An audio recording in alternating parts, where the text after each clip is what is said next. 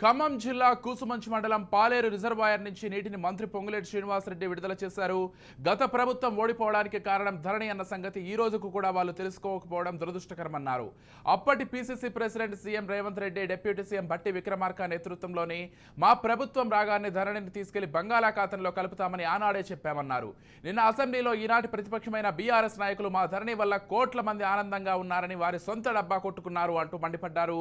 దేశంలో ఉన్న 18 రాష్ట్రాల్లో రెవెన్యూ చట్టాలను క్షుణ్ణంగా పరిశీలించి వాటిలో ఉన్న మంచిని తీసుకొని ఒక కొత్త చట్టాన్ని తీసుకురాబోతున్నామని మంత్రి పొంగులేటి శ్రీనివాసరెడ్డి వెల్లడించారు.